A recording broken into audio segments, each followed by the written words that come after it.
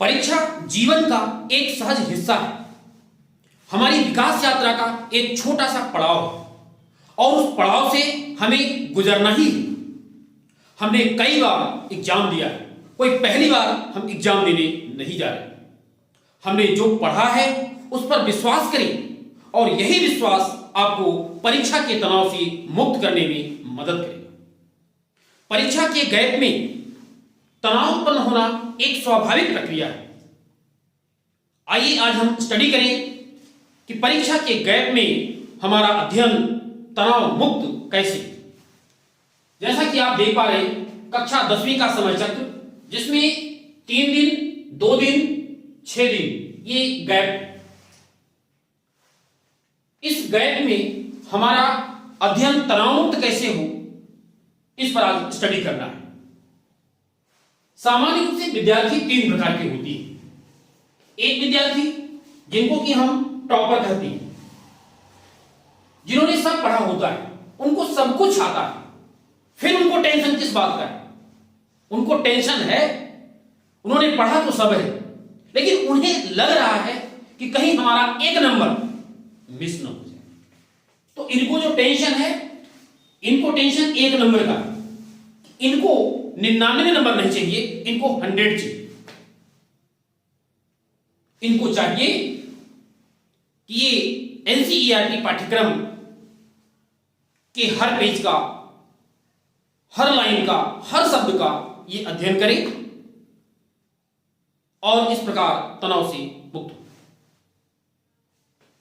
दूसरे विद्यार्थी आते हैं एवरेज, जिन्होंने पढ़ा तो सब होता है, लेकिन इन्हें विश्वास की कमी होती है, कठिन प्रश्नों को हल करने में इनको समस्या आती है, ये इनके पास तनाव होता है। तीसरे विद्यार्थी कमजोर, जो डी और ई ग्रेड के होते हैं, बहुत कम पाठ्यक्रम इन्होंने पढ़ रखा होता है, इनको लगा रहता है कि हम परीक्षा में पास हो जाएंगे या नहीं। तो इस प्रकार से 3 प्रकार के विद्यार्थी हैं। हर प्रकार के विद्यार्थी की अपनी अलग अलग समस्याएं, अपने अलग अलग तनाव है, तनाव के कारण अलग अलग तनाव का कारण है। तो टॉपर के लिए क्या चाहिए कि टॉपर को हर चीज आता ही है, बस जरूरत इस बात की है कि कोई चीज छूटना नहीं चाहिए, उन्हें इस तरीके से स्टडी करना है, कोई भी चीज नहीं छूटना है। इसके अलावा प्रश्न बैंक, रेमेडियल मॉड्यूल, प्रोजेक्ट उड़ान मॉड्यूल, परीक्षा अध्ययन, हर जो भी स्टडी मटेरियल है सबसे वो अध्ययन कर ले। एवरेज जो स्टूडेंट हैं, जिनमें विश्वास की कमी है, कठिन प्रश्न हल करने में इन्हें समस्या है, तो इन्हें कठिन प्रश्न परीक्षा के गैप में इन्हें कठिन प्रश्न सॉल्व करने की जरूरत नहीं है। जो कुछ इनको आता है वही पढ़ो।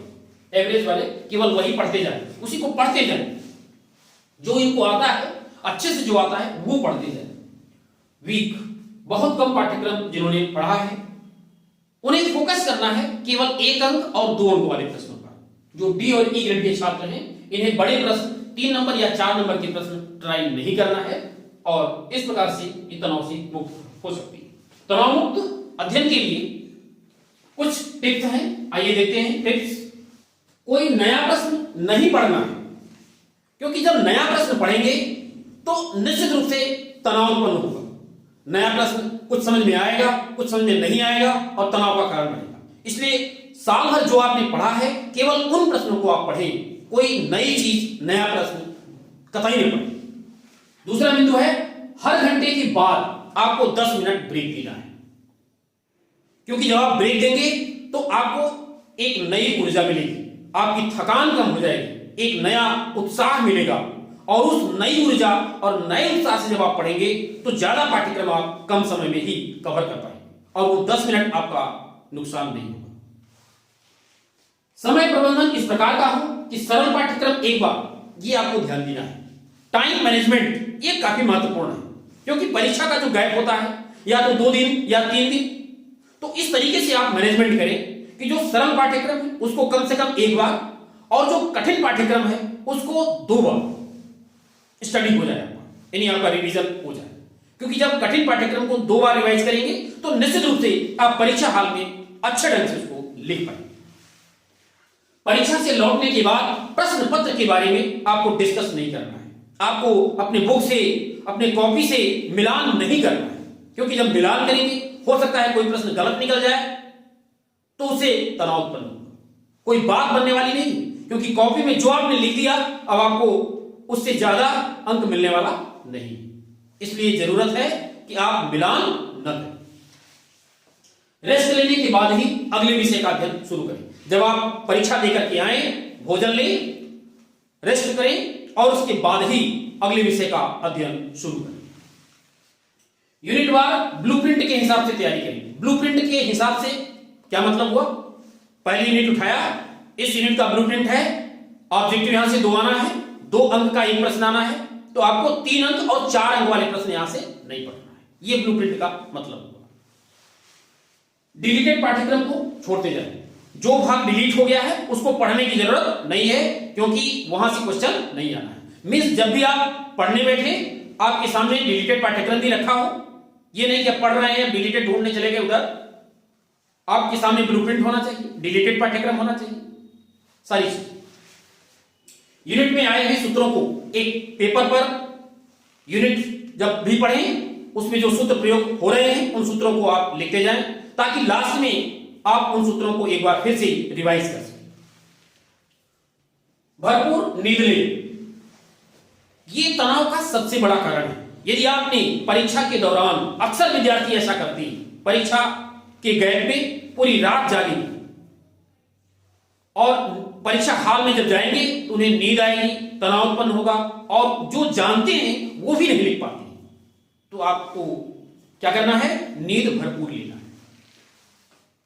परीक्षा प्रारंभ होने के 2 घंटे पूर्व, परीक्षा जब प्रारंभ हो, जैसे 8 बजे परीक्षा प्रारंभ होना है, तो आपका टाइम मैनेजमेंट इस प्रकार का होना चाहिए कि 6 बजे यानी परीक्षा प्रारंभ होने के 2 घंटे पूर्व आपका पाठ्यक्रम समाप्त हो जाए और पुस्तक आप छोड़ दें और 15 मिनट पहले आप परीक्षा केंद्र पर पहुंच जाएं, क्योंकि जब परीक्षा केंद्र पर राइट टाइम में पहुंचेंगे तो आपको हड़बड़ाहट हो कि कहीं 1 मिनट लेट न हो।